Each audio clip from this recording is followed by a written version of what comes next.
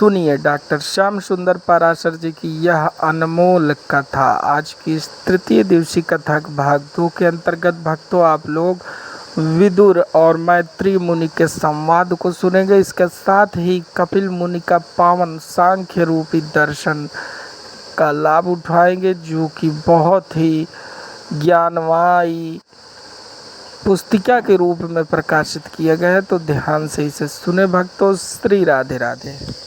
ऊटी मनमंत्र कथा, ईशानु कथा, निरोध, मुक्ति और आश्रय, भागवत के ये प्रमुख 10 लक्षण हैं। तृतीय स्कंद से द्वादश स्कंद पर्यंत एक एक लक्षणों का प्रत्येक स्कंद में विस्तार से वर्णन है। सबसे पहला लक्षण है सर्ग। सर्ग माने सृष्टि। सृष्टि का बहुत विस्तार से वर्णन तृतीय स्कंद में किया है। सबसे पहले विदुर जी का चरित्र। जब विदुर जी को पता चला कि प्रभु शांति दूत बन के आ रहे हैं हस्तिनापुर में, तो तुरंत दौड़ के धृतराष्ट्र के पास गए और बोले, महाराज, भगवान सर्वभूत हिते रता, सबके हित में निर्णय लेने आ रहे हैं, इसलिए वो जो निर्णय दें आप श्रद्धा से स्वीकार कीजिएगा। मुझे विश्वास है वो सबके हित की बात करेंगे। आप उन्हें सिर्फ पांडवों का पक्षधर मत मानिएगा, वो जो कहें सो स्वीकार कीजिएगा।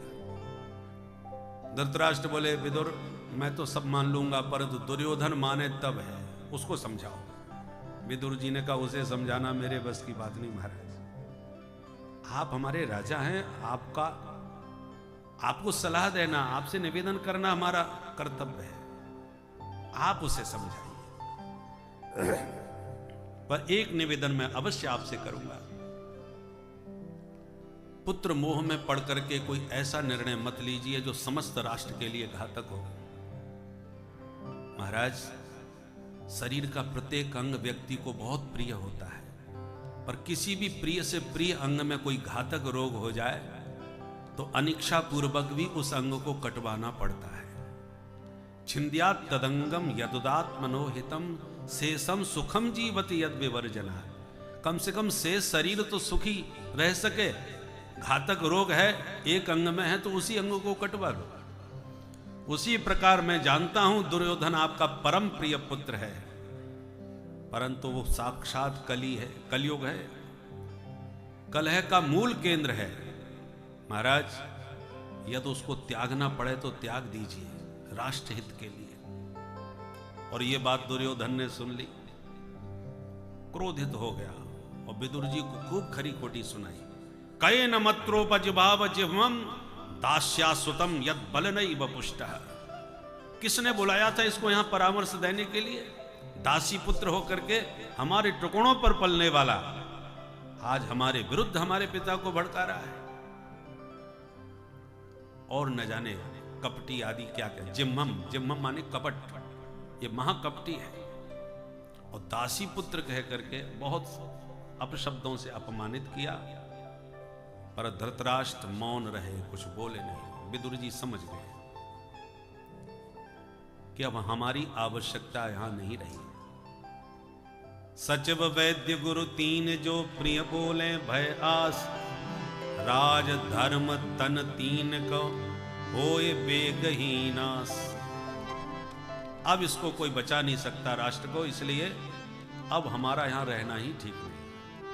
विदुर जी बोले, दुर्योधन, तुम हमको क्या निकालोगे, हम ही तुम्हें छोड़ करके जा रहे हैं।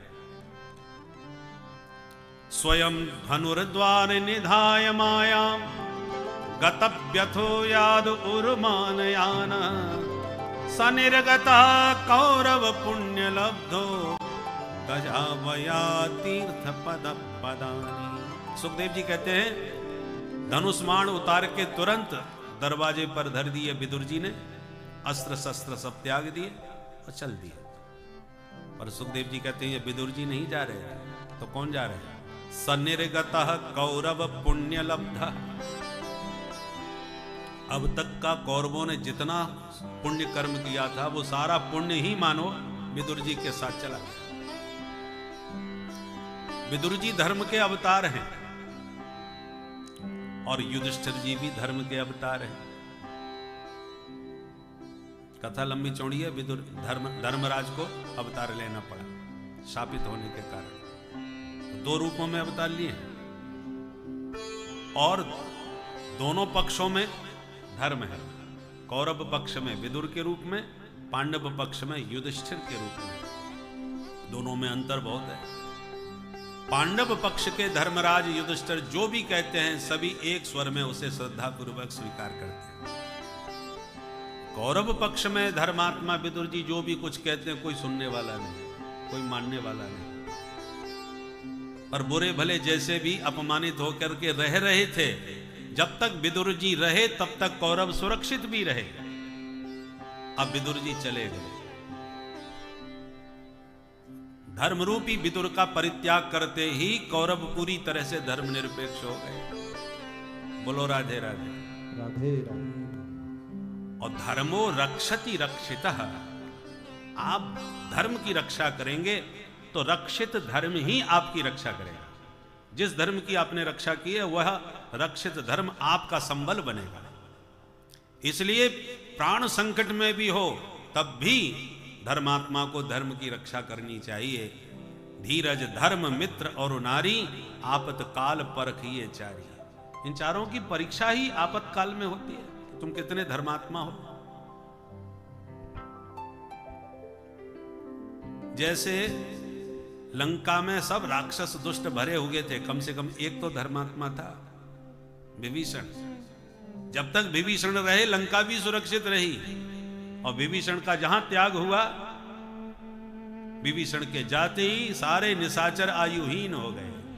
अस कह चला विभीषण जबहि, अस कह चला विभीषण जबहि, आयुहीन भये सब तबहि, आयुहीन भये सब तबहि, आयुहीन भये सब तबहि, आयुहीन भये सब तबहि। विभीषण के जाति निशाचर आयुहीन हो गए।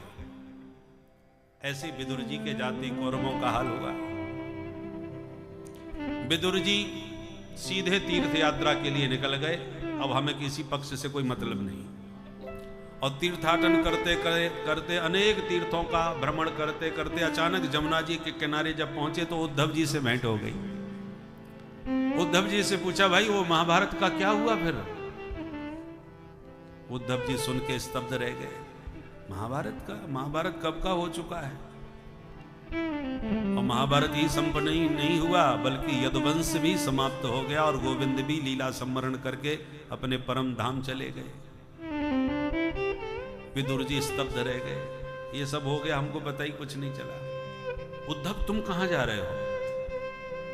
उद्धव जी बोले, जाते जाते प्रभु ने हमें बड़ा दिव्य ज्ञान दिया और प्रभु के दिए उसी ज्ञान विज्ञान के बल पर अपने को संभाल करके मैं बद्रीनाथ जा रहा हूं। प्रभु की मुझे आज्ञा है कि घोर कलयुग में ये धरती तुम जैसे संतों के रहने योग्य नहीं रहेगी। तुम बद्रीनाथ में जाना, वहां मेरे नर नारायण ऋषि निवास करते हैं, उन्हीं के साथ सत्संग करना। इसलिए मैं वहां जा रहा हूं। भैया कौन सा ज्ञान दिया, थोड़ा हमको भी सुना दो उद्धव। उद्धव जी बोले, सुनाने की हालत में हम नहीं है, पर उपाय बताते हैं। जब मुझे ज्ञान दिया प्रभु ने तो मेरे साथ मैत्रेय मुनि भी सुन रहे थे और प्रभु ने मुझे तो बद्रीनाथ जाने की आज्ञा दी, पर मैत्रेय जी से कहा, मैत्रेय जब भी मैं किसी से कुछ लेता हूं तो उसे कुछ देता हूं, बदले में जरूर देता हूं। केवल एक विदुर जी ऐसे हैं जिन्होंने मेरा कितना सुंदर आतिथ्य सत्कार किया। विदुरानी चाची ने कितने चाव भाव से मुझे भोजन प्रसाद पवाया। मैं उनका ऋणिया हूं, मैं आज तक उन्हें कुछ दे नहीं सका। तो जब भी तुम्हें विदुर जी कहीं मिले तो मेरे द्वारा प्राप्त ये ज्ञान विज्ञान उनको अवश्य सुना देना, तभी मेरे मन को संतुष्टि मिलेगी। ये सुनकर के विदुर जी गदगद हो गए, नेत्र सजल हो गए, कंठावरुद्ध हो गया और भगवान की उस कृपा करुणा का स्मरण करने लगे। भगवान कितने दीन बंधु हैं कि दुर्योधन के बहु व्यंजनों का परित्याग करके हमारी कुटिया पर आए, सूखा साग खाया, केले के छिलके खिला दिया, और उसके भी भगवान ऋणिया बने हुए हैं, उसको भी अभी तक याद किए हुए हैं। विदुर, अब मुझे जल्दी बताओ मैत्रेय मुनि कहां मिलेंगे, मुझे बड़ी उत्कंठा है वह ज्ञान श्रवण करने की। तब कहा कि तुम हरिद्वार में जाओ, गंगा तट पर आपसे मैत्रेय मुनि की भेंट होगी। विदुर जी तत्काल हरिद्वार पहुंचे और गंगा तट पर मैत्रेय जी से उनकी भेंट हो गई। प्रणाम किया, मैत्रेय जी ने स्वागत किया। मांडव्य शापात् भगवान प्रजा संयमनो यमः प्रातुच्छेत्रे भुजस्यायां जातः सत्यवती सुता। मैत्रेय जी कहते विदुर जी, आप साक्षात धर्म के अवतार हैं। मांडव मुनि के शाप से आपको विदुर बनना पड़ा। ये महाभारत में कथा बहुत विस्तार से है कि एक बार 4 चोर राजघराने में चोरी करके भाग रहे थे। राजदूतों को पता चला तो पीछा किया। चोर भागे और राजसेवक पीछे। चोरों ने समझ लिया हम बचेंगे नहीं। तब तक मांडव मुनि का आश्रम दिखाई पड़ा। उन्हीं की झोंपड़ी में भागते हुए घुस गए, सारा माल छुपा दिया तो चोरी का था, और तुरंत अपने सारे कपड़े उतार करके लंगोटी पहन के बाबा जी बन के बैठ गए। अब महात्मा तो ध्यानमग्न थे, मांडव मुनि को तो पता कुछ नहीं क्या हो रहा है, ध्यान में बैठे थे। और उन्हीं के चारों तरफ ये चारों बैठ गए। अब पुलिस वाले जब दौड़ते हुए पहुंचे तो बोले भाई गए तो इधर ही है, पग चिन्ह इनके यही दिखाई दे रहे हैं, और ये तो सब महात्मा लोग बैठे हैं, बिना सबूत के कैसे कहा कुछ जाए। तो झोंपड़ी में खोजबीन करी तो माल बरामद हो गया। जैसी माल पकड़ा गया तो समझ गए ये सब के सब पाखंडी चोर है, कोई महात्मा नहीं है। तो 4 तो असली चोर थे, अब महात्मा तो चुपचाप शांति से बैठे, उन्हें तो कुछ पता ही नहीं। 4 के चक्कर में वो भी आ गए, उनको भी पकड़ लिया, चोर कहीं का। चलो 5 को पकड़ के बंधक बना के राजा के यहाँ प्रस्तुत किया। महाराज ये सब पाखंडी है, सारा माल इन्हीं की झोंपड़ी से बरामद हुआ है। राजा ने कहा सबको सूली पर चढ़ा दो। सूली पर लटका दिया। चोर तो सूली पर चढ़ते ही समाप्त हो गए। अब महात्मा तो बड़े योगी थे मांडव मुनि, लटके रहे, हुआ कुछ नहीं। अब राजा समझ गए ये तो कोई सिद्ध महात्मा है भाई। तुरंत सूली से नीचे उतारे गए मांडव मुनि। राजा ने चरणों में प्रणाम करके क्षमा मांगी। क्षमा करें महाराज, मैं आपको पहचान नहीं पाया, इन पाखंडियों के चक्कर में आपको भी मैंने चोर समझ लिया। मांडव मुनि बोले राजन, बिना किसी पाप के कभी कोई कष्ट नहीं होता। जीवन में जो भी ताप है वो किसी पाप का ही परिणाम होता है। मैं भी सूली पर लटका हूं तो कोई ना कोई तो पाप मैंने किया ही होगा। बता सकते हो मैंने क्या पाप किया? अरे महाराज हम क्या जाने। बोले तुम क्या जानोगे, छोड़ो रहने दो, हम यमराज से पूछने जाते हैं। महात्मा योग बल से सीधे यमलोक पहुंच गए। यमराज ने स्वागत किया, आइए महाराज कैसे आना होगा। बोले ये बताओ उन्हें क्या पाप किया था जो हमको सूली पर लटकना पड़ा। यमराज ने चित्रगुप्त से कहा जरा पता लगाओ, इनका खाता खोलो। तो खाता खोला गया। बोले महाराज जब आप छोटे बच्चे थे तब एक जीव को आपने एक सुई से, कांटे से चुभो चुभो करके ऐसे खेली खेल में मार डाला। तो सामान्य जीव को आपने खेली खेल में जो सुई चुभो चुभो के मारा था, उसी पाप के कारण आपको भी सूली पर लटकना पड़ा। इस पर मांडव मुनि बड़े क्रोधित हो गए। अरे भाई हम बच्चे थे, हमको ज्ञान ही नहीं था कि अच्छा बुरा क्या होता है, पाप पुण्य क्या होता है, सुख दुख क्या होता है, कुछ भी हमको ज्ञान नहीं था। उस अज्ञान अवस्था में किए हुए पाप का तुमने इतना बड़ा हमको दंड दिया कि सूली पर लटका दिया। जीवों के शासक वास्तव में आप हैं, निमित्त किसी को भी बना देते हैं, बाकी दंड तो सबको आप ही देते हैं यहां से बैठे बैठे। पाप पुण्य का परिणाम आप ही यहां से देते हैं। आपने छोटे से अपराध का इतना बड़ा मुझे दंड दिया, मैं आपको दंड देता हूं कि आप दासी पुत्र बन करके संसार के सुख दुख का अनुभव करें। तो मांडव्य शापात् भगवान प्रजा संयमनो यम। तो मांडव मुनि के शाप से वे ही धर्मराज आज विदुर के रूप में अवतरित हो गए। मैत्री जी कहते हैं विदुर जी इसलिए आप धर्म के अवतार हैं, आप आए बड़ी प्रसन्नता हुई, कहिए। अब यहीं से विदुर मैत्रेय संवाद चतुर्थ स्कंद और तृतीय स्कंद और चतुर्थ स्कंद 2 स्कंदों में चला है। विदुर जी ने कहा एक बात बताएं भगवान, संसार का प्रत्येक प्राणी सुखी होना चाहता है और सुख पाने के लिए ही दिन रात प्रयत्न कर रहा है, पर प्रायः देखने में यह आता है कि जो जितना सुखी होने का प्रयास करता है वो उतने ही दुख के दलदल में धंसता हुआ चला जाता है। वास्तव में उसे सुख की प्राप्ति होती नहीं। ऐसा क्यों? सुखाय कर्माणि करोति लोको न तई सुखम वान्यदुपारमं वा। मैत्रेय जी कहते विदुर जी देखो, माया जीव को विपरीत ज्ञान कराती है। जहां सुख नहीं है वहां दिखाएगी, और जहां वास्तव में सुख है वहां सुख को छुपाएगी। ये माया का काम है। जैसे एक प्यासा व्यक्ति था, किसी से पूछा भैया हमको पानी पीना है, पानी कहाँ मिलेगा? उसने कहा चले जाओ आगे सरोवर है, आपको वहां पर पर्याप्त जल मिलेगा।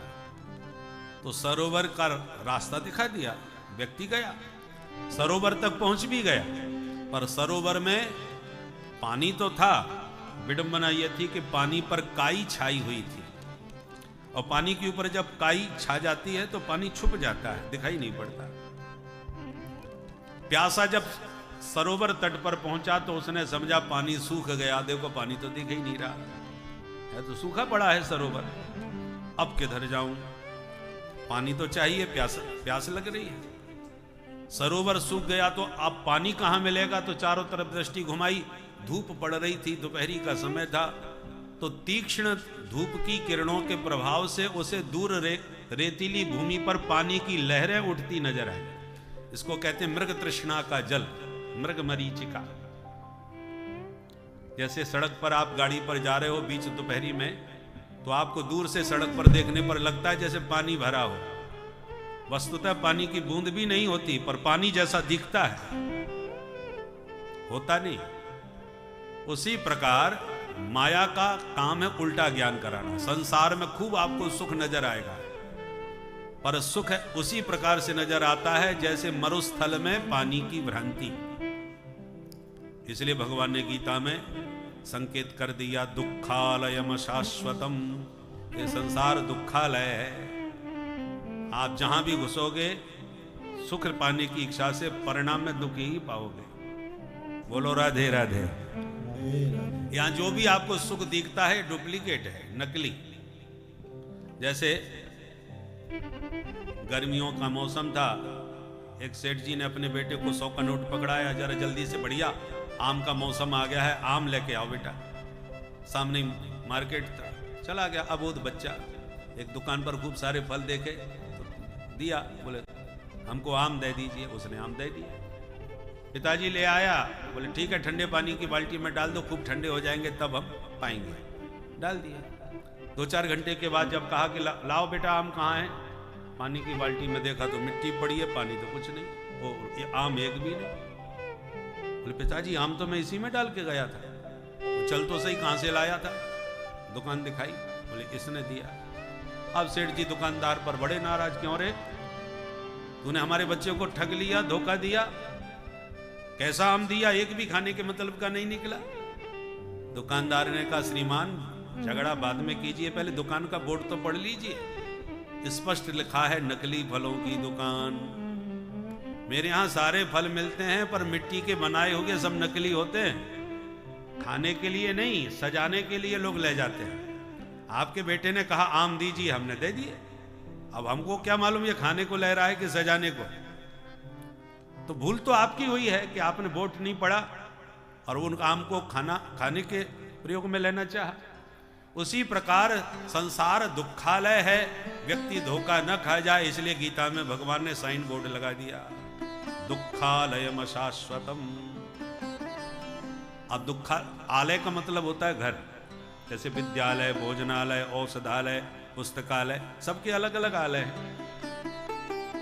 अब आप विद्यालय में जाकर के या पुस्तकालय में जाकर के समोसा मांगो या कचौड़ी मांगो, कोई खाने की वस्तु मांगो तो क्या मिलेगी? और पुस्तकालय में जाकर के आप जैसे कचौड़ी पकौड़ी नहीं मांग सकते और मांगोगे तो मिल नहीं सकता। ऐसे भोजनालय में जाकर के तुम लघु कौमुदी या कोई सिद्धांत कौमुदी मांगो, कोई पुस्तक मांगो तो नहीं मिल सकती। सबके अलग अलग हाल है। दुखालय में दुख ही मिलेगा, दुख की वैरायटियां अलग अलग होंगी। अमीरों के अलग दुख होंगे, गरीबों के अलग दुख होंगे, स्वरूप अलग अलग होगा। गरीब कहता है हमको खाने के लिए नहीं है, अमीर कहता है हमको खाने की इच्छा नहीं होती।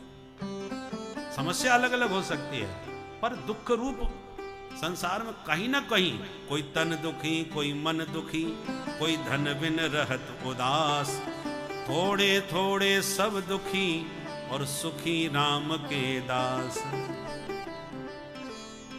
स्वरूप अलग अलग है। धनहीन कहे धनवान सुखी, धनवान कहे सुख राजा को भारी, राजा कहे महाराजा सुखी, महाराजा कहे सुख इंद्र को भारी। इंद्र कहे चतुरानन को सुख और ब्रह्मा कहे सुख विष्णु को भारी, पर तुलसीदास विचार कहे हरि भजन बिना सब लोग दुखारी।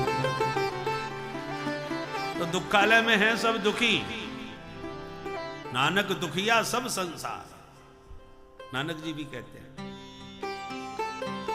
इसलिए अच्छा, अंश हमेशा अंशी की ओर आकृष्ट होता है, यह सिद्धांत है। पृथ्वी से कोई भी वस्तु उठा करके आकाश में चाहे जितनी जोर से आप फेंको, लौट के वो वापस पृथ्वी पर ही आएगी, क्योंकि वो पार्थिव वस्तु है और पृथ्वी का अंश है, इसलिए पृथ्वी की तरफ ही आएगा। पानी को कहीं भी आप फेंको, वो सिमटता हुआ नदी में जाएगा और नदी से सिमटता हुआ सीधा समुद्र में जाएगा, क्योंकि उसका अंश ही समुद्र है। समुद्र से ही जल राशि मेघमंडलों ने खींची, यत्र तत्र बरसाई, जहां भी पानी गिरा वो समेट करके वापस समुद्र के पास ही जाएगा, क्योंकि उसका अंश है, इसलिए अंशी की तरफ भाग रहा है। पृथ्वी की वस्तु पृथ्वी की ओर, जल की राशि जल राशि जल सिंधु की ओर। अग्नि कहीं भी जलाओ उसकी लौ ऊपर की तरफ ही जाएगी, क्योंकि उसका अंशी सूर्य रूप में ऊपर बैठा है, इसलिए वो ऊपर भागेगा। ऐसे ही ईश्वर का अंश है ये जीव।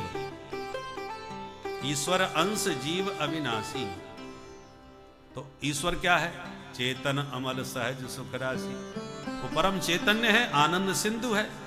अब हम सब उस ईश्वर रूपी आनंद सिंधु की बिंदु हैं, इसलिए सबको आनंद की हमेशा ललक रहती है। हर व्यक्ति चाहता है मैं सुखी हो जाऊं, मेरे जीवन में आनंद ही आनंद हो। क्यों? क्योंकि आनंद रूप परमात्मा है, जो आनंद सिंधु सुख राशि। भगवान कौन है? आनंद के सिंधु। हम कौन हैं? उसी सिंधु की एक बिंदु। तो इसलिए अंशी को पाए बिना व्यक्ति जीवन में कभी शाश्वत सुख को प्राप्त नहीं कर सकता। उसकी तरफ हर आदमी को आनंद चाहिए, सुख चाहिए। और भगवान राम कौन है? सो सुख धाम राम अस नामा, अखिल लोकदायक विश्राम। राम जी सुख के धाम हैं। हर व्यक्ति को आराम पसंद है, खूब आराम करें, विश्राम करें। चाहे आराम कहो चाहे विश्राम कहो, दोनों शब्दों में राम छुपे है। आराम में भी राम है, विश्राम में भी राम है। विश्राम में से राम हटा दो तो विष ही विष बचेगा। तो राम बिना आराम कहां? राम जी आनंद सिंधु हैं, उनको पाए बिना जीवन में आपको शाश्वत विश्राम मिल ही नहीं सकता। इसलिए 84 लाख योनियों में चाहे जितना आप भटक लीजिए, केवल ये मनुष्य शरीर है जो इस रहस्य को आप जान सकते हैं, समझ सकते हैं। इसलिए कहते हैं बड़े भाग्य मानुष तनु पावा। भाग्य से ये शरीर मिल गया है, तो उस राम तत्व को, उस आनंद सिंधु को समझ लो, क्योंकि समझ में आ जाएगी बात और उसको पा जाओगे तो परम विश्राम जीवन को मिल जाएगा। आना जाना, भटकना, दौड़ना, दुखालय संसार का ये कष्ट हमेशा के लिए मिट जाएगा। पुनरपि जननम पुनरपि मरणम पुनरपि जननी जठरे शयनम। बार बार जन्म लेते हैं, बार बार मरते हैं, बार बार माँ के गर्भ में 9 महीने तक फिर कष्ट भोग करके पैदा होते हैं। ये संसार का चक्र चल रहा है। इस चक्र से हमेशा के लिए मुक्ति चाहते हो तो उस तत्व को जाने बिना ये छुटकारा मिलने वाला नहीं है। बहुत सुंदर उपदेश मैत्रेय जी ने विदुर जी को दिया है। सृष्टि का रहस्य बतलाया कि श्रीमन नारायण के नाभि कमल से जब ब्रह्मा जी का जन्म हुआ तो तपस्या करके ब्रह्मा जी ने चतुश्लोकी भागवत के ज्ञान को आत्मसात करके सबसे पहले सृष्टि के प्रारंभ में 4 ऋषियों को प्रकट किया। सनक, सनंदन, सनातन, सनत कुमार। चारों से कहा बच्चों तुम भी सृष्टि करो, तो चारों ने हाथ हिला दिया। हम बिल्कुल चक्कर में नहीं पड़ेंगे, हम केवल हरि भजन करेंगे। ये ब्रह्मज्ञानी थे। 2 टूक मना कर दिया तो ब्रह्मा जी को क्रोध आ गया। पुत्र पिता की बात न माने तो पिता को क्रोध आ ही जाता है। ब्रह्मा जी को ही क्रोध आ गया। इसलिए बेटा बाप की बात न माने तो आश्चर्य मत कीजिए, सृष्टि के शुभारंभ में ही पुत्रों ने बात नहीं मानी थी। ब्रह्मा जी से मना कर दिया, आप जो कहते हैं हम तो नहीं, ये सृष्टि के चक्कर में पड़ना ही नहीं हमको। ब्रह्मा जी को क्रोध आया, वो अपने क्रोध को रोक नहीं पाए और उनका कोप ही उनकी भ्रकुटी से एक दिव्य बालक रूप में प्रकट हो गया। और पैदा होते ही उस बच्चे ने जोर से रोना चालू किया और 2 प्रश्न किए, नाम दो और काम दो। नामानी कुरु में धाता, मेरा नाम क्या है और मेरा काम क्या है। ब्रह्मा जी बोले तुम बहुत जोर से रोते हो भाई, तुम्हारा नाम है रुद्र। वे ही रुद्र भगवान शिव के रूप में माने गए। बोल शंकर भगवान की जय। और काम भी बता दो। बोले काम एक ही है कि सृष्टि का विस्तार करना है। करोगे? बिल्कुल कर देंगे। भगवान रुद्र ने आज्ञा स्वीकार करी, पर जब सृष्टि प्रारंभ करी तो भूत प्रेत डाकिनी पिशाचनी तमाम पैदा कर डाली। ब्रह्मा जी बोले बस बस भाई, हो गई सृष्टि। हाथ जोड़ लिए, इतनी खतरनाक सृष्टि हमको नहीं करानी भाई, तुम शांति से बैठ के भजन करो। बोले बाबा भजन में मस्त। और ब्रह्मा जी फिर व्यस्त, अब क्या करें। तो अब की बार ब्रह्मा जी ने 10 ऋषियों को प्रकट किया संकल्प से। मरीचि, अत्रि, अंगिरा, पुलस्त, पुलह, क्रतु, भृगु, वशिष्ठ, दक्ष और देवर्षि नारद। ये 10 ऋषि प्रकट हो गए। वाणी से भगवती सरस्वती को प्रकट किया, छाया से कर्दम ऋषि को प्रकट किया। ये सब संकल्प सृष्टि। और उसके बाद ब्रह्मा जी ने वामांग से कन्या और दक्षिणांग से पुरुष को जन्म दिया। उनका नाम हुआ मनु शतरूपा। ब्रह्मा जी ने कहा तुम दोनों मिलकर के मैथुन सृष्टि का विस्तार करो। तो स्त्री पुरुष के संयोग से जो सृष्टि का शुभारंभ हुआ वो मनु शतरूपा से हुआ। उससे पहले केवल संकल्प सृष्टि थी। इनके द्वारा 5 संतानें हुई, 2 बेटा 3 बेटी। बेटा है प्रियव्रत और उत्तानपाद, बेटियां हुई आकुति, देवभूति और प्रसूति। एक दिन मनु महाराज ने ब्रह्मा जी से कहा महाराज एक बहुत बड़ी समस्या है। क्या? बोले हिरण्याक्ष नाम का दैत्य धरती का ही हरण करके ले गया, तो बिना धरती के सृष्टि का आधार क्या होगा। तब ब्रह्मा जी ने भगवान का ध्यान किया। भगवान का जैसे ही ध्यान किया तो ब्रह्मा जी को ध्यान करते करते जोड़ की छींक आई। और जैसे वो छींके तो उनकी नासिका रंध्र से भगवान वराह बन के प्रकट हो गए। बोल वराह भगवान की। वराह भगवान ने हिरण्याक्ष का वध करके पृथ्वी का उद्धार किया। प्रश्न कर दिया विदुर जी ने, महाराज ये हिरण्याक्ष कहां से आ गया, ये किसका बेटा था। मैत्रेय जी कहते हैं सुनो महाराज, ब्रह्मा जी के जो सबसे बड़े बेटा मरीचि थे, मरीचि ऋषि, उनके पुत्र हो गए कश्यप ऋषि। कश्यप जी का बेटा था ये हिरण्याक्ष। कश्यप जी की पत्नी थी दिति। बहुत सी 13 पत्नी थी, उनमें एक है दिति जो दैत्यों की माता है। एक बार कश्यप मुनि सूर्यास्त के समय संध्या वंदन कर रहे थे। ब्राह्मणों को त्रिकाल संध्या करना चाहिए। तो सायंकाल जब संध्या कर रहे थे, सूर्य अस्ताचल की तरफ जा रहे थे। पूरी तरह सूर्यास्त न हो, सूर्य अस्ताचल की तरफ जा रहे हो, लालिमा दिख रही हो, तब संध्या करनी चाहिए। ये संधि बेला है। प्रातःकाल भी सूर्य उदय हो रहे हो तब, और शाम को सूर्यास्त हो रहा हो तब, संधि बेला में संध्या करनी चाहिए, गायत्री की उपासना करनी चाहिए। तो कश्यप जी अपने भजन कर रहे थे, उतने में उनकी पत्नी अचानक अत्यंत काम से पीड़ित होकर के पति से रति याचना करने लगी। कश्यप जी ने कहा, ऐसा घोरतमा बेला घोराणाम घोर दर्शना। देवी जी, ये शाम का वक्त है, भोलेनाथ शंकर सूर्यास्त के समय विचरण करते हैं संसार में, इसलिए सूर्यास्त के समय जो महादेव की पूजा करते हैं उनकी पूजा तुरंत फलीभूत होती है, और देवताओं की पूजा प्रातःकाल पर, भोले बाबा की पूजा सायंकाल करनी चाहिए। तो जो भी उस समय अपराध करता है उस पर भगवान रुद्र शीघ्र क्रुद्ध हो जाते हैं, कोप भाजक बनता है भगवान भोलेनाथ का। और 4 काम सूर्यास्त के समय बिल्कुल नहीं करने चाहिए। कौन कौन? आहारम मैथुनम निद्राम स्वाध्याय शेषतः। सूर्यास्त के समय जो भोजन करते हैं वो रोगी बनते हैं। सूर्यास्त के समय जो घर में सोते हैं उस घर में दरिद्रता का वास होता है। सूर्यास्त के समय जो स्त्री गर्भ धारण करती है उसके दुष्ट संतान होती है, और सूर्यास्त के समय जो अध्ययन करते हैं वो जो कुछ याद पढ़ते हैं वो सब विस्मरण हो जाता है, सब भूल जाते हैं। इसलिए देवी, ये सूर्यास्त का समय है, हरि भजन करो। और दिति एक न मानी, पत्नी का मनोरथ कश्यप जी ने पूरा किया। जब कामज्वर दिति का शांत हो गया तब पश्चाताप हुआ। पति से कहा, महाराज मेरे से बहुत भूल हो गई, मुझे क्षमा कीजिएगा। कश्यप जी ने कहा, भूल हुई है तो उसका परिणाम तो भोगना पड़ेगा। क्या परिणाम होगा? बोले, देवी अब तुम्हारे गर्भ से 2 आतंकवादी पैदा होंगे, महाभयंकर दैत्य होंगे जो सारे संसार को हिला के रख देंगे। डर गई देवी दिति, 100 वर्षों तक अपने तपोबल से बच्चों को जन्म ही नहीं दिया। दधार वर्षाणी शतम शंकमाना सुरार्धना। 100 वर्षों के बाद 2 भयंकर दैत्य पैदा हुए जिनका नाम हिरण्याक्ष और हिरण्यकश्यप। 2 भाई पैदा हुए। जन्म लेते इतनी शीघ्रता से उनका शरीर बड़ा होने लगा कि देखते देखते पर्वताकार शरीर वाले हो गए, भयंकर। हिरण्याक्ष दिग्विजय करने निकला तो देवता तो इसका देह देख के ही भयभीत होकर भाग गए। स्वर्ग खाली, धरती पर कोई नहीं, समुद्र में घुस गया।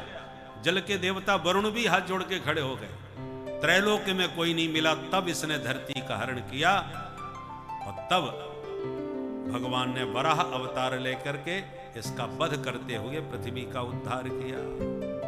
बोल वराह भगवान की जय। अब सृष्टि का विस्तार हुआ। मनु महाराज की 3 बेटियों में जो मझली बेटी है देवहूति, इनका विवाह कर्दम ऋषि के साथ हुआ। कर्दम जी के 9 बेटियां हुई देवहूति के गर्भ से, और 10वीं संतति के रूप में साक्षात भगवान कपिल रूप में प्रकट हो गए। बोल कपिल भगवान की जय। भगवान का अवतार हुआ है कपिल रूप में, ये जानकर के ब्रह्मा जी स्वयं दर्शन करने आए ब्रह्मलोक से। तो जो उनके 10 ऋषि पुत्र थे वो भी बोले, पिताजी हम भी चलते हैं आपके साथ। बोले, बच्चों तुम भी चलो। तो 10 ऋषियों में जो सबसे छोटे नारद जी थे, वो बचपन से ही घुमक्कड़ स्वभाव के थे, हमेशा ब्रह्मांड में घूमते रहते थे। वो कहीं घूमने निकल गए थे। बाकी शेष 9 ऋषि ब्रह्मा जी के साथ कपिलाश्रम में आए, कपिल भगवान के दर्शन पाए, स्तुति गाए। जब वापस चलने लगे तो कर्दम जी ने निवेदन किया, महाराज एक निवेदन मेरा भी सुन लो। कहो। ब्रह्मा जी से कहा, आपके साथ में 9 बेटा और मेरे घर में 9 बेटी, बढ़िया जोड़ा बन जाएगा महाराज, ना आपको कहीं भटकना पड़ेगा ना हमको। ब्रह्मा जी बोले, शुभस्य शीघ्रम, बहुत सुंदर विचार है, हम स्वीकृति देते हैं। तब ब्रह्मा जी के जो ऋषि पुत्र थे उनके साथ कर्दम जी ने अपनी 9 बेटियां यथा योग्य ब्याह दी।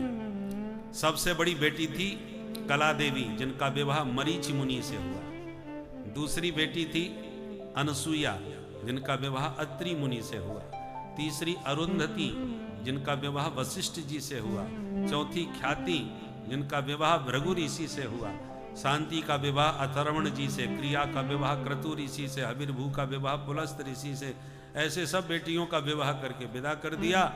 कर्दम जी अपनी पत्नी से बोले कि बेटियां ससुराल गई, बेटा तुम्हें मिल गया, घर गृहस्थी की जिम्मेवारी अब हमारी पूरी हुई, अब हम चलते हैं। कर्दम जी तपस्या करने निकल गए। और करदम जी ने शिक्षा दी, ब्राह्मण का शरीर तपस्या के लिए होता है। अपने मुख्य जो जो जिम्मेवारियां हैं, दायित्व हैं घर गृहस्थी के, जब भी आप अनुभव करें कि अब मेरे दायित्व पूर्ण हो गए, तो ब्राह्मण का शरीर है वो ब्रह्म ज्ञान के में तत्पर हो जाए। क्योंकि भगवत अनुभूति किए बिना यदि ब्राह्मण शरीर छूट गया तो इससे बड़ी हानि और कुछ नहीं हो सकती। महती विनष्टि, उसने अपना बहुत बड़ी हानि की है। छोटा व्यक्ति नीचे गिरे तो उसको कम चोट लगती है, बहुत जितनी ऊंचाई से आप नीचे गिरोगे उतना ही अधिक चोट पाओगे। तो सर्वोत्तम शरीर सृष्टि में विप्रदेह होता है।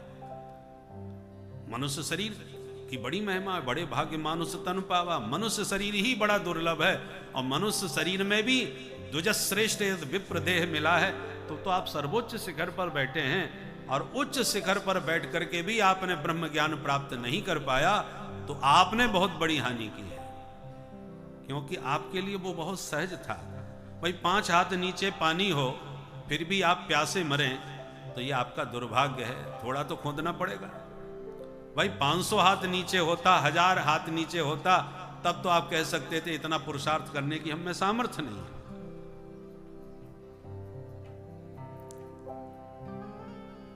एक बार हम शिमला से भी 90 किलोमीटर ऊपर एक हला इला स्थान है, जहाँ पर सेव के बगीचे हैं, एक नेगी साहब हैं, वहाँ कथा हुई महाराज।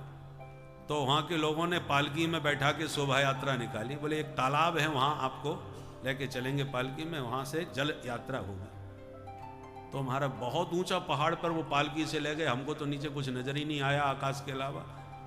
और ऊपर जब पहुंचे तालाब में, तो तालाब सूखा पड़ा, पानी तो है ही नहीं। और जैसे ही खोदा, एक विलस्त भी नहीं खोद पाते थे, वो पानी निकल आता था, और उसी पानी को भर करके जल यात्रा हुई। ऐसा अद्भुत तालाब, इतने ऊंचे पहाड़ पर, और खोदो तो तुरंत पानी। और जैसे ही खोदते थे तो उसमें बढ़िया सुंदर सुंदर कई डिजाइन के दीपक निकलते थे, मिट्टी में से बने हुए दीपक।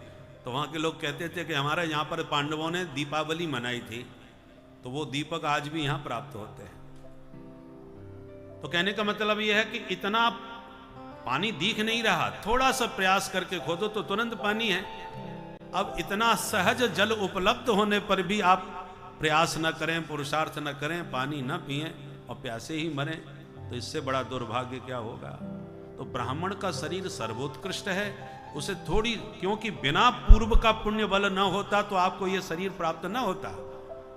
आप पूर्व के महत पुण्यात्मा हैं, ये आपके विप्रदेह से ही पता चल रहा है। अब इस उत्तम शरीर को पा करके अब थोड़ी सी दूरी बाकी है। यदि उस दूरी को भी तय करके आपने इस भवाटिवी के भवन से अपने को बाहर नहीं निकाला, तो फिर वो 84 का चक्कर आपको पूरा लगाना पड़ेगा।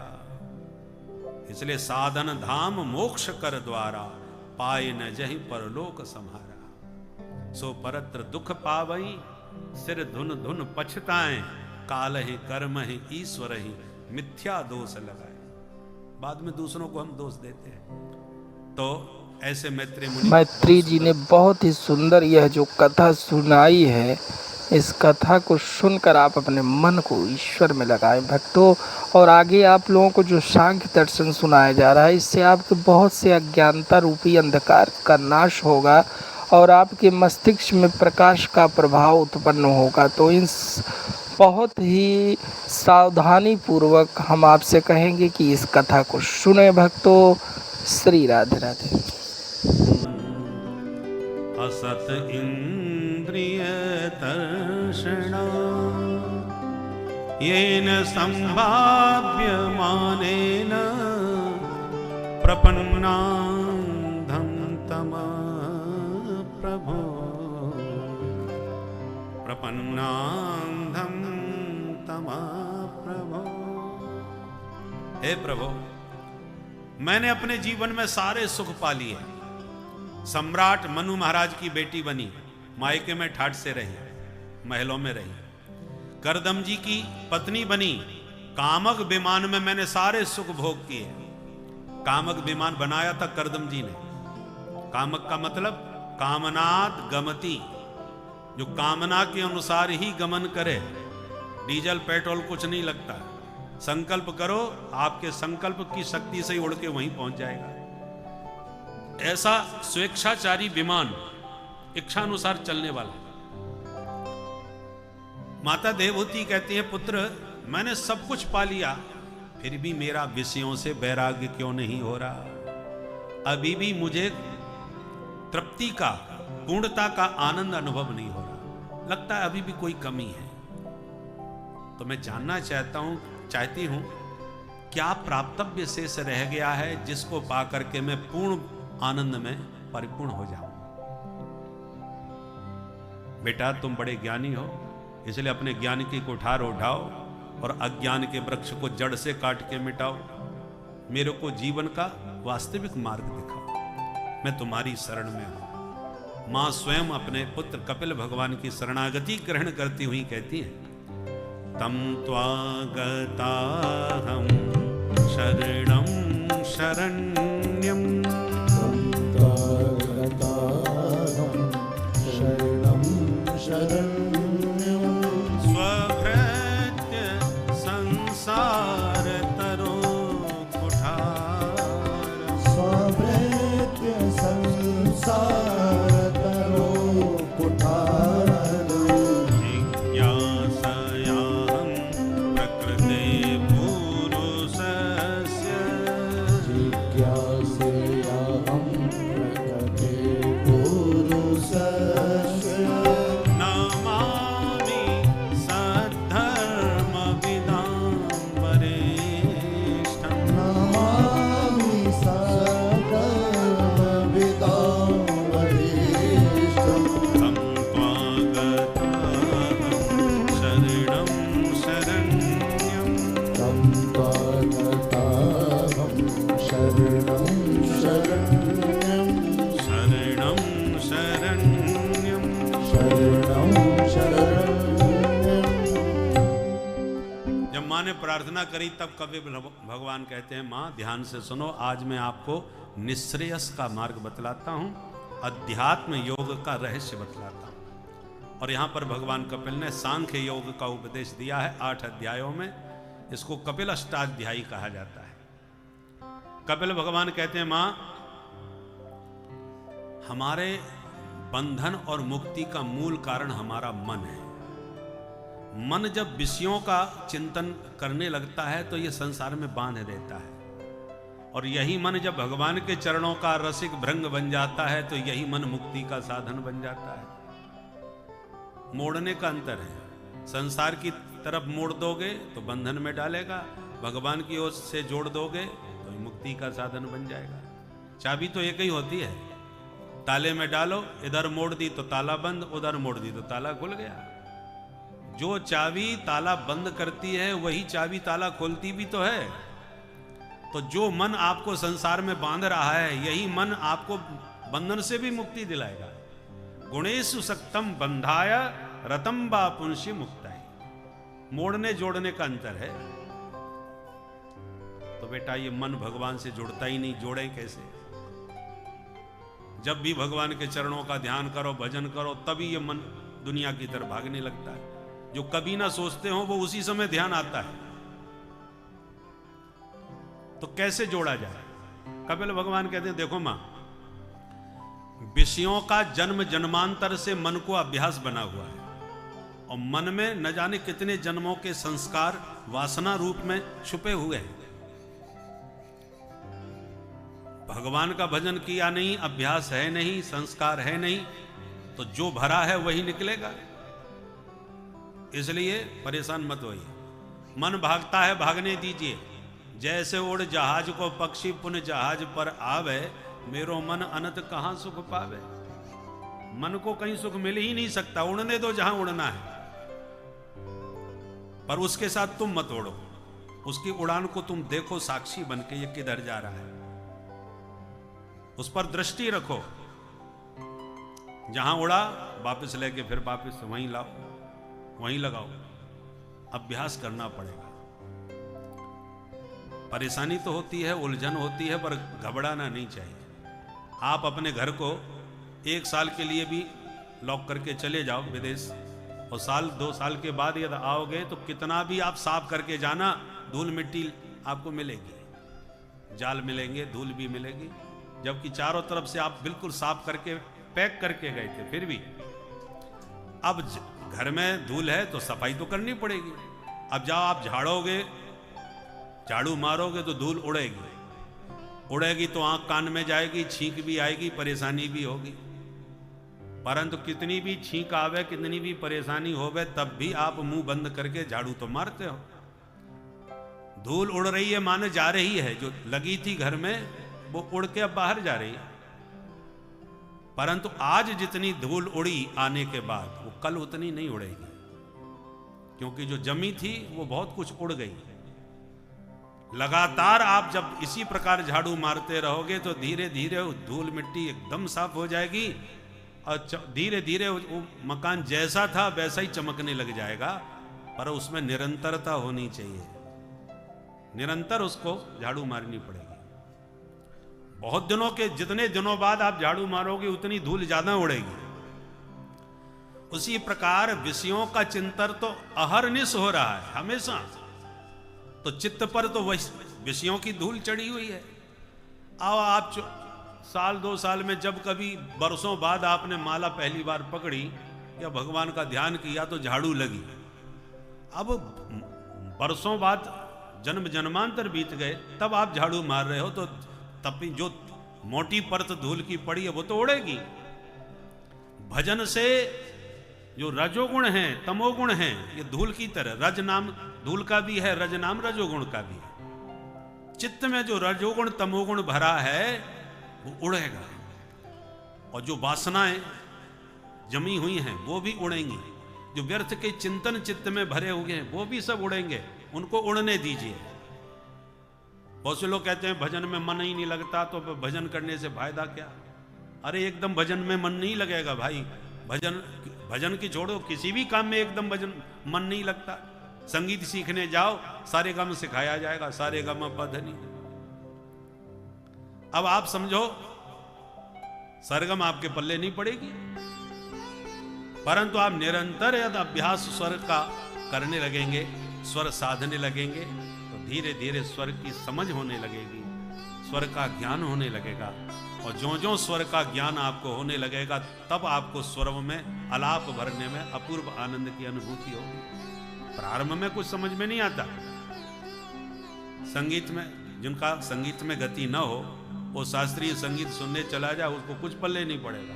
तो क्या ये हा कर रहे हैं, हमको कुछ पल्ले ही नहीं पड़ा, क्या मतलब हुआ है? मतलब तो उनको समझ में आएगा जिनको स्वर की समझ होगी, स्वर ताल का ज्ञान होगा, उन्हें आनंद आएगा। जितना ज्ञान होगा उतना आनंद आएगा। किसी भी विषय में मन एकदम नहीं लगता भाई। ऐसे ही मन में जन्म जन्मांतर की जो विषयों की धूल चिपकी है, भजन के प्रभाव से उसे उड़ने दो। आप निरंतरता भजन में बनाए रखो।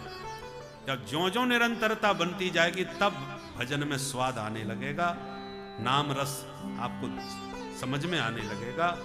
और जब रस निष्पत्ति होने लगेगी, चस्का लग जाएगा, तब फिर आप चाह करके भी भजन छोड़ नहीं पाओगे। पहले तो गुरु आज्ञा के कारण भजन करना पड़ता है। क्या करें, गुरु जी ने कहा इतनी माला फेरना तो फेर रहे, वो जबरदस्ती करनी पड़ती है। बच्चों को पहले जबरदस्ती स्कूल भेजना पड़ता है, गोली बिस्कुट पकड़ा करके या डांट लगा करके, थप्पड़ लगा के, कैसे भी करो, रोग आके बेचारे जाते हैं। परंतु धीरे धीरे रो रो के जाते हुए वही विद्यार्थी जब समझ में आने लगता है, शिक्षा का ज्ञान होने लगता है, तो अपने आप ही तैयार होकर के भागने लगते हैं। ऐसी भजन में मन लगाना पड़ेगा धीरे धीरे। परंतु कपिल भगवान कहते हैं एक सरल तरीका बताते हैं मन लगाने का। क्या बोले, तुम्हारा मन भगवान में न लगता हो तो जिनका मन लग गया हो भगवान में, तुम उन्हीं के साथ लग जाओ, वो तुम्हारा मन भी बड़े आराम से लगा देंगे। बोलो राधे राधे। जिसने बिजली का तार पकड़ लिया उसे करंट लग गया। अब तुम तार भले ही मत पकड़ो, तार पकड़ने वाले को ही पकड़ लो, तो तुम्हें भी भरपूर वही करंट लगेगा जो तार पकड़ने वाले को लगा है। एक ही बात है। उसी प्रकार आप ईश्वर तक नहीं पहुंच पा रहे, ईश्वर तक तुम्हारी प्रवृत्ति नहीं हो पा रही, तो जो ईश्वर के रंग में रंगे हुए रसिक संत जन हैं, आप उनके संग लग जाओ। वे संत अपने प्रभाव से, अपने व्यवहार से, अपनी बातों से गोविंद के गुण गा गा करके तुम्हें अपने आप ही प्रभु का रसिक बना देंगे। हमारे प्रेमानंद जी महाराज जब से वृंदावन में आए हैं, हम पहले जाते थे महाराज जी के बगीचा में प्रवचन कर सत्संग करते थे प्रातःकाल, तो हम लोग भी घूमते हुए चले जाते थे। 10-15 लोग बैठे रहते थे, आनंद से महात्मा की बातें सुनते थे, ब्रजधाम की महिमा सुनते थे। अब तो सोशल मीडिया के माध्यम से ऐसा प्रचार हुआ महाराज कि अब तो बड़ी लंबी लाइन लग जाती है, उनसे मिलना ही बड़ा कठिन हो गया। और पूरा वृंदावन महाराज पीला ही पीला नजर आने लगा, सब उन्हीं के रंग में रंग गए। महात्मा जी जब रात्रि में 2 बजे आते हैं तो इतने महात्मा बिल्कुल उन्हीं जैसे बन गए कि समझ में नहीं आता जल्दी से कि कौन से हैं प्रेमानंद जी महाराज। बिल्कुल वैसी दाढ़ी, वैसी कपड़े, पीले पीले सब। सवेरे से आप देख लीजिए। तो किसी रसिक संत का संग करोगे तुम भी वैसे ही बन जाओगे। तब मां देवभूति ने प्रश्न किया, बेटा ये बताओ, ये पता कैसे चलेगा कि कौन सिद्ध संत है? संत की पहचान क्या है?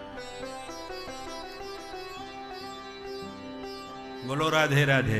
राधे राधे। कपिल भगवान कहते हैं, सुनो माता जी, केवल वेशभूषा से ही किसी को साधु कभी न समझो, क्योंकि सुंदर वेश साधु का बनाने में तो रावण और कालनेम भी बड़े कुशल होते हैं। कालनेम ने तो इतना गजब का वेश बनाया कि हनुमान जी जैसे संत भी प्रभावित हो गए। इसलिए गोस्वामी जी कहते, तुलसी देख सुवेश भूलहि मूढ़ न चतुर नर। बुद्धिमान व्यक्ति कभी प्रभावित नहीं होते, वो लक्षणों से साधु को पहचानते हैं, केवल वेशभूषा से प्रभावित नहीं होते। डुप्लीकेट माल की पैकिंग और जोरदार होती है, असली घी से नकली घी ज्यादा खुशबू मारता है। तो आकर्षण तो वेशभूषा में किसी में भी हो सकता है, लक्षणों से वास्तविकता को पहचानो। 5 लक्षण साधु के बतलाए जिससे साधु की पहचान करनी चाहिए। कौन कौन से? तितिक्षवः कारुणिका सुहृदः सर्वदेहिना अजात शत्रव शांता साधव साधु भूषणा साधव साधु भूषणा। कपिल भगवान कहते हैं ये 5 आभूषण हैं जिससे साधु की पहचान होती है। पहला लक्षण है तितिक्षवः, साधु तितिक्षु होते हैं। तितिक्षु का मतलब द्वंद्वों को सहन करना। वो सम्मान को भी पचा लेते हैं और अपमान को भी। सामान्य व्यक्ति सम्मान पाकर के भूल जाता है, तनिक अपमान हो गया तो मुरझा जाता है। और साधु का स्वभाव है, चाहे जितनी माला पहनाओ, चाहे जितने आरती करो, चाहे जितने पाद प्रक्षालन करो, उन्हें कोई फर्क नहीं पड़ता। और तुम हाथ पर उठा करके भगा भी दो तो भी कोई फर्क नहीं पड़ रहा। मानापमानयो तुल्यम, मान अपमान दोनों तुल्य हैं, बराबर। इसका नाम है तितिक्षा। कारुणिका, संतों में करुणा बहुत अधिक होती है। वो स्वप्न में भी कभी किसी का अहित नहीं कर सकते, इसलिए साधु से होए न कारज हानि। अनिष्ट स्वप्न में भी किसी का नहीं करते, क्योंकि करुणा में उनका हृदय होता है। तीसरी विशेषता सुहृदः सर्वदेहिना, प्रत्येक देहधारी को अपना सुहृद मानते हैं, अपना परिवार मानते हैं। वसुधैव कुटुम्बकम, वसुंधरा के समस्त प्राणी हमारा ही कुटुंब है, हमारा परिवार है। ऐसा उदार हृदय होता है। चौथा लक्षण अजात शत्रवः, उनसे कोई कितना भी दुश्मनी माने, उनका अहित करे, वो स्वप्न में भी कभी किसी का अहित नहीं करते, क्योंकि वो किसी को शत्रु नहीं मानते। क्यों नहीं मानते? क्योंकि निज प्रभु में देखें जगत, कहे सन करें विरोध। जब अपने प्रभु को ही समस्त शरीरधारियों के भीतर देखते हैं तो वो बैर करें तो किससे करें? अपने प्रभु से कैसे बैर कर सकते हैं? उदाहरण से देखिए, हमको ज्ञान है कि ये शरीर हमारा है। अब शरीर में पूरा अंग आ गया, अब उसको अलग से हाथ कहो या पैर कहो या पेट कहो या सिर कहो, नाम अलग अलग कितने भी हों अंगों के, पर सब मिला के शरीर तो एक ही है।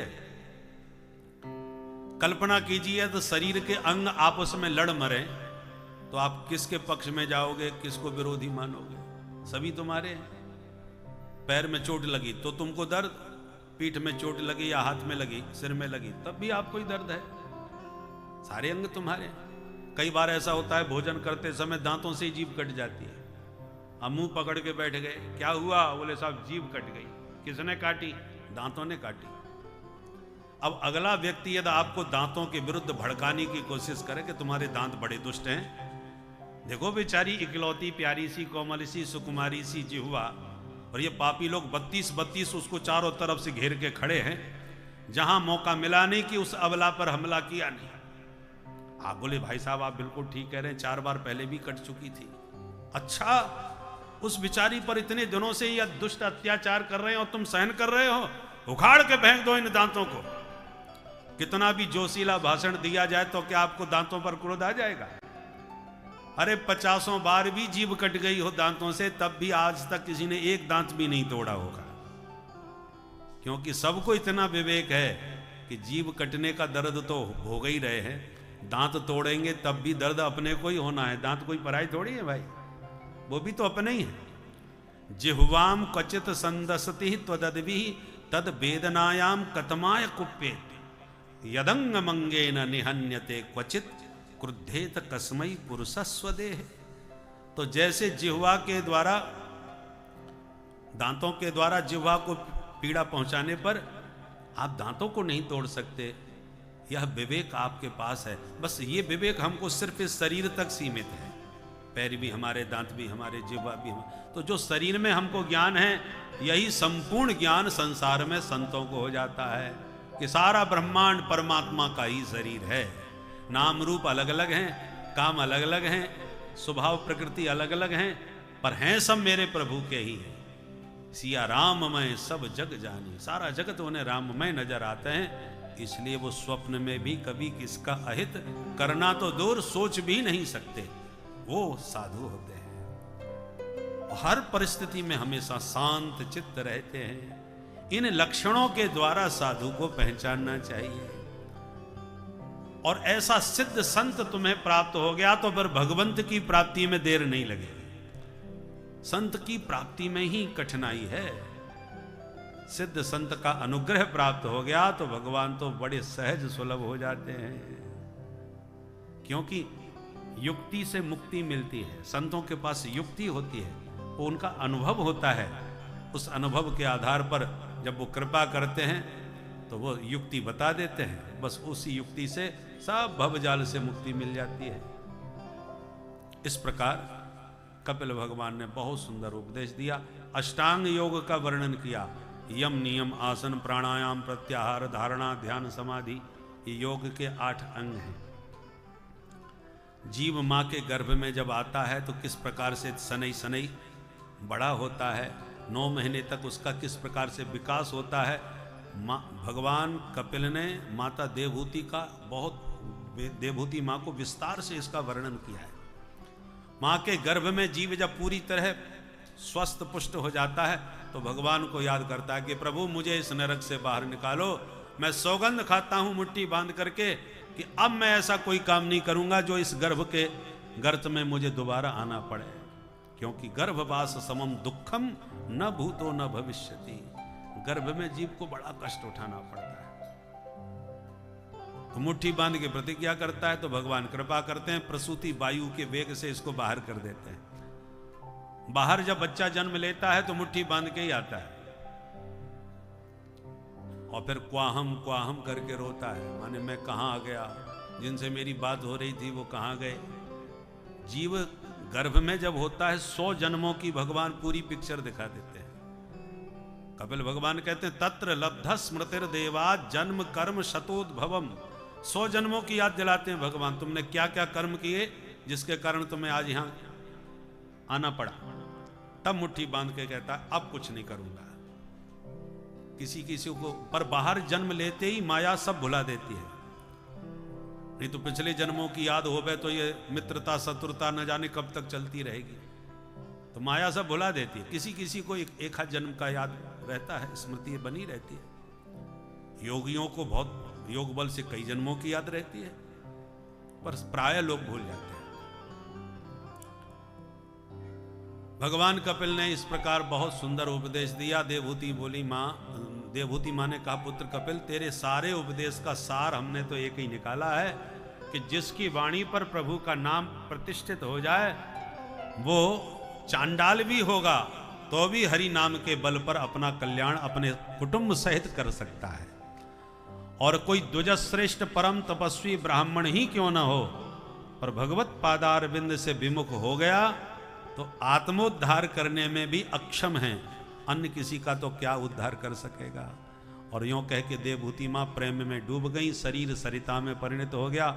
माँ से विदा लेके कपिल भगवान वहां से चल दिए, गंगा सागर में पहुंचे। सागर ने उत्ताल तरंगों से कपिल भगवान का स्वागत किया और अपने जल राशि में उन्हें स्थान दिया। और तब से कपिल भगवान आज भी गंगा सागर में विराजमान हैं। भक्त लोग दूर दूर से जाते हैं, विशेषकर मकर संक्रांति आने वाली है। उस मकर संक्रांति पर बड़ा विशाल मेला लगता है और लोग कपिल भगवान के दर्शन पाते हैं। बोल कपिल भगवान की जय। मनोस्तु शतरूपाया तिस्रः कन्याश्च जग्गिरे आकोतिर्देवहूतिश्च प्रसूतिरिति श्रुता। सुखदेव जी कहते हैं मैंने 3 बेटियों में मझली बेटी देवहूति की कथा आपको सुनाई। अब बड़ी बेटी आकुति का विवाह रुचि प्रजापति से हुआ, जिनके घर भगवान यज्ञ नारायण का अवतार हुआ। बोल यज्ञ भगवान की जय। तीसरी सबसे छोटी बेटी है मनु महाराज की, जिसका नाम है प्रसूति। इनका विवाह दक्ष प्रजापति के साथ में हुआ। प्रजापति दक्ष के द्वारा 16 बेटियों का जन्म हुआ। इन 16 बेटियों में 13 बेटी धर्म के साथ ब्याई। श्रद्धा, दया, तितिक्षा, श्री, हिरी, मूर्ति, ये सब धर्म की पत्नियां हैं। धर्म की मूर्ति नामक पत्नी के गर्भ से भगवान नर नारायण ऋषि प्रकट हो गए, तो आज भी बद्रीनाथ में विराजमान हैं। भगवान नर नारायण बद्री विशाल से वर्ष में एक बार माँ से मिलने जाते हैं। जहाँ अब माना गांव है उसी के पास में मूर्ति माँ का मंदिर है, और उसके ऊपर वसुधारा जहाँ है वहाँ पर धर्म उनके जो पिता हैं धर्मदेव का मंदिर है। परंतु एक बेटी अग्नि को ब्याही, जिनका नाम है स्वाहा देवी, इसलिए अग्नि में स्वाहा कहकर के आहुति दी जाती है। एक बेटी पितरों को ब्याही, जिनका नाम है स्वधा देवी, इसलिए पितरों को जल देते समय स्वधा शब्द का प्रयोग किया जाता है। और सबसे छोटी बेटी थी सती, जिनका विवाह देवादिदेव महादेव से हुआ, पर इनके कोई संतान नहीं हुई। संतान क्यों नहीं हुई? बोले देवी सती ने अपने पिता के यज्ञ में पति का अपमान देखा भोलेनाथ का, इसलिए दुखी होकर उन्होंने यज्ञ में ही शरीर त्याग दिया। विदुर जी ने प्रश्न किया, ऐसा क्या अपमान कर दिया जिसके कारण माता सती को शरीर त्यागना पड़ा? थोड़ा विस्तार से समझाइए महाराज। तब विस्तार से बताया कि जब दक्ष को प्रजापति बनाया गया, प्रजापति का पद बहुत ऊंचा होता है। भूमंडल में मानवों में सर्वश्रेष्ठ चक्रवर्ती सम्राट होते हैं,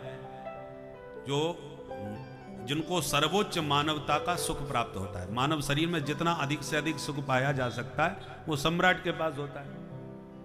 सम्राट को जितना सुख मिलता है उससे 100 गुना अधिक पितृलोक में पितरों को प्राप्त होता है। उससे 100 गुना अधिक गंधर्व लोक में गंधर्वों को प्राप्त होता है। उससे 100 गुना अधिक कर्म देवों को प्राप्त होता है, जो कर्म के बल पर देवत्व को प्राप्त हो जाते हैं। और कर्म देवों से 100 गुना अधिक आजान देवों को सुख प्राप्त होता है, इंद्र आदि देवता जो है स्वर्ग के राजा। और इंद्र को जितना सुख प्राप्त होता है उससे 100 गुना अधिक प्रजापति को प्राप्त होता है, जिस पद पर दक्ष बैठे हैं। और इनसे 100 गुना अधिक ब्रह्मलोक में ब्रह्मा जी को प्राप्त होता है। इसलिए प्रजापति का पद बहुत ऊंचा है। इनका बड़ा भव्य स्वागत समारोह हुआ प्रजापति के पद पर। यहां तक कि ब्रह्मा विष्णु महेश तक उपस्थित हो गए इनके स्वागत समारोह में। दक्ष ने जैसी सभागार में प्रवेश किया, सभी ने खड़े होकर अभिनंदन वंदन किया, स्वागत सत्कार किया, जय जयकार करी। पर त्रिदेव नहीं खड़े हुए, ब्रह्मा विष्णु महेश ज्यों के त्यों बैठे रहे। पर दक्ष को जरा कुर्सी की ज्यादा गर्मी थी। उन्होंने सोचा कि अच्छा, जिसको अहंकार अधिक होता है वो उसको हजारों लोग प्रणाम करें उन पर ध्यान नहीं देगा, पर जिसने प्रणाम नहीं किया उस पर अवश्य उसका ध्यान पूरा केंद्रित होगा। तो देखा सब लोग प्रणाम कर रहे हैं, खड़े हो रहे हैं, पर ये 3 कौन बैठे भाई? ध्यान दिया तो ब्रह्मा जी दिखाई पड़े। अरे पूज्य पिताजी हैं, कोई बात नहीं, बैठे रहने दो। भगवान नारायण को देखा, अरे ये तो हमारे दादाजी हैं, कोई बात नहीं। और जैसे ही महादेव शंकर को देखा सो देखते ही मूड खराब हो गया। ये तो मेरा दामाद है, मैं इसका ससुर हूं, पद मेरा बड़ा है, इसको खड़े होके मुझे तो प्रणाम करना चाहिए था। मूड खराब हो गया और सीधे सभापति के पद पर पहुंचते ही भाषण चालू कर दिया। श्रूयताम ब्रह्म रसयो में सह देवा सहाग्नया। सारी सभा सावधान होके मेरी बात सुने। सभा स्तब्ध। सभापति महोदय समापन में बोलते हैं, सबसे अंत में सभापति का भाषण होता है। ये तो श्री गणेश में बोलना चालू कर दिए, क्या बात हो गई भाई? हाँ महाराज कहिए, हम सब सुन रहे। बोले बस इतना ही कहना चाहता हूं, सभ्य समाज में किसी असभ्य अशिष्ट को कभी नहीं बुलाना चाहिए, नहीं तो सभा की गरिमा गिर जाती है। अब और आश्चर्य हुआ, यहाँ एक से एक दिग्गज लोग बैठे हैं भाई, यहाँ असभ्य अशिष्ट कौन आ गया? इधर उधर ताका झाकी काना फूसी करने लगे तो दक्ष ने कहा तुम्हें दिखाई नहीं पड़ रहा ये शंकर? यार तुम ही विचार करो, इसको इतना शिष्टाचार का ज्ञान नहीं है कि सभापति के आने पर उसका अभिवादन करना चाहिए। ये मत समझना मैं अपनी प्रतिष्ठा का भूखा हूं, पर जो सत्य है, जो सिद्धांत है वो तो मैं कहूंगा। नाज्ञाना न च मत्सरा, मेरे भीतर कोई मात्सर्य नहीं है किसी के प्रति, जो सही बात है वो कह रहा हूं। परंतु विडंबना तो यह है कि ये सभ्य लोगों में बैठे उठे तो सभ्यता का इसको ज्ञान हो, 24 घंटे तो भूत प्रेतों के साथ घूमता फिरता रहता है। प्रेताबासेसु घोरेसु, चिताभस्म लगाए घूमता है, नरमुंडों की माला पहन रखी है इसने, इसको छूने का भी धर्म नहीं है। एक ने कहा ऐसे मत बोलो, आकर के आपके जमाई साहब हैं, जब आपने अपनी बेटी ब्याही थी तब आपको ये दोष नजर नहीं आए थे क्या? कोई नई बात तो है नहीं। सो दक्ष और क्रोधित हो, ये मेरा दामाद, अरे कहां मेरी मृगलोचनी कन्या सती और कहां ये बंदर जैसी आंख वाला शंकर? तुम ही बताओ कहीं से भी जोड़ा जमता है ये? गृहीत्वा मृगशावाक्षा पाणी मरकट लोचना, मेरी बेटी मृगशावाक्षा है और ये मरकट लोचन है। मुझे तो बिल्कुल पसंद नहीं था, पर मेरे पूज्य पिता ब्रह्मा जी बैठे, इन्होंने मुझे विवश कर दिया, तो बाप की बात रखने के लिए मुझे विवाह करना पड़ा। अब नंदीश्वर भोले बाबा के बगल में बैठे थे, उनका भयंकर मूड खराब। भोले बाबा से कहा, भोलेनाथ या तो आप इनको जवाब दो, नहीं तो हमको आज्ञा दो, 2 मिनट में इनकी बोलती बंद कर दो। आपको बंदर की आंख वाला बता रहे हैं, बताओ। भोलेनाथ मुस्कुरा के बोले रहने दो भाई, शांत बैठो, कोई और नहीं है, हमारे ससुर जी हैं, और बेटा ससुराल की गाली सबको सुननी पड़ती है, हम भी सुन रहे हैं, तुम भी सुन लो भाई। अब भोलेनाथ की आज्ञा नहीं तो बेचारे शांत, नंदीश्वर कुछ नहीं बोले, अब भोले बाबा भी कुछ नहीं बोल रहे। अब आप जिस पर लाल पीले होकर के क्रोध में कुछ भी बोलो और सुनने वाला बड़े शांत होकर के सुने तो मूड और ज्यादा खराब होता है कि कोई फर्क भी नहीं पड़ रहा। गाली देते संतोष नहीं मिला तो दक्ष ने अंत में शाप ही दे दिया। आज के बाद इस शंकर को मैं शाप देता हूं, किसी यज्ञ में इसको कोई भाग न दिया जाए। जब ये शाप दिया तो नंदीश्वर से अब सहन नहीं हुआ, उठ के खड़े हो गए। हे प्रजापति, पद के मद में महादेव की महिमा बिल्कुल भूल गए। कालम महाकाल कालम कृपालम, जो कालों के भी महाकाल हैं वो कुछ नहीं बोल रहे। इसका मतलब तुम कुछ भी बड़बड़ाते जाओगे। जब से आए हो बकरे की तरह मैं कर रहे हो, मैं भी साथ देता हूं तुमको बकरे का ही मुंह लग जाए। जब दक्ष को साथ दिया तो दक्ष के पक्ष में भृगु जी खड़े हो गए और दाढ़ी पर हाथ घुमा के बोले, हे नंदीश्वर, ससुर दमाद की आपसी लड़ाई तू बीच में क्यों बोलता है? मैं भी साथ देता हूं शिव जी के गण पाखंडी हो जाए। तो शिव जी के गण उठ के सब नाराज होके खड़े हो गए। हे बूढ़े बाबा, हमको तुम पाखंडी बोलते हो? हम भी साथ देते हैं तुम जैसे चाटुकार ब्राह्मण भिखमंगा हो जाए, सर्वभक्षी हो जाए। सर्वभक्षा ध्वजातया। भोले बाबा ने देखा ये स्वागत समारोह हो रहा है या साप समारोह हो रहा है। सब एक दूसरे पर बरसते जा रहे हैं और सारा गड़बड़ हमारी वजह से हुआ है। अरे हमको मालूम होता कि इतना मामला बिगड़ जाएगा तो हम तो तुरंत खड़े हो जाते। हमने तो हृदय से मन से प्रणाम किया था, बस शरीर से खड़े नहीं हुए। भोले बाबा ने तुरंत अपने गणों को शांत किया और वहां से प्रस्थान कर गए। मामला वहीं शांत हो गया, पर दक्ष का क्रोध शांत नहीं हुआ। समय बीता और शिव जी को नीचा दिखाने के लिए एक बार दक्ष ने बहुत विशाल यज्ञ किया मां गंगा के तट पर हरिद्वार में, कनखल में। ब्रह्मांड से आवते ही हर्षे नहीं, नयनन रहत स्नेह, तुलसी तहाँ न जाइए जहाँ कंचन बरसे नयन। ऐसे स्थान पे भक्तों कभी न जाए जहाँ आपका अनादर हो, जहाँ आपका निमंत्रण ना हो, क्योंकि ऐसे स्थान पर अगर सोना भी बरस रहा हो तो जाना शेषकर नहीं माना जाता। ऐसी ही जगह पर रहिए जहाँ आपकी विचारधारा के लोग हों। कुंठित विचारधाराओं के लोगों के बीच जाने से आपकी विचारधारा भी प्रभावित हो सकती है। इसीलिए अपने समान विचार, अपने समान मित्र का ही वर्ण कीजिए भक्तों, और प्रभु की भक्ति को सरलता पूर्वक और मस्ती पूर्वक करते हुए, प्रेम पूर्वक करते हुए अपने जीवन का यापन करें भक्तों। श्री राधे राधे। ये सहिष्णुता महादेव की। सती ने जब आज पूछा और निवेदन करते हुए कहा, प्रजापतस्ते स्वसुरस्य सांप्रतम निर्यापितो यज्ञमहोत्सवर्गिना वयं च तत्राभिसरामवामते यज्ञर्थितानि विबुधा व्रजन्ते। भोलेनाथ, जरा आकाश में दृष्टि डालो, ये सारे विमान जितने उड़ रहे हैं सब आपके ससुराल जा रहे हैं, क्योंकि आपके ससुर जी ने बहुत विशाल यज्ञ किया है आज। सती जी की शब्द शैली देखें। माताएं प्राय अपने मायके की बात करती हैं तो कैसे कहती हैं, मेरे मायके में मेरे पिताजी ने, परंतु आज भाषा बदली हुई। आपके ससुर जी ने आपके ससुराल में बहुत विशाल यज्ञ किया है महाराज। ये जितने विमान हैं सब आपकी ससुराल में जा रहे हैं। मैं नहीं कहा, मेरे यहाँ, ताकि भोले बाबा में अपनत्व जागे।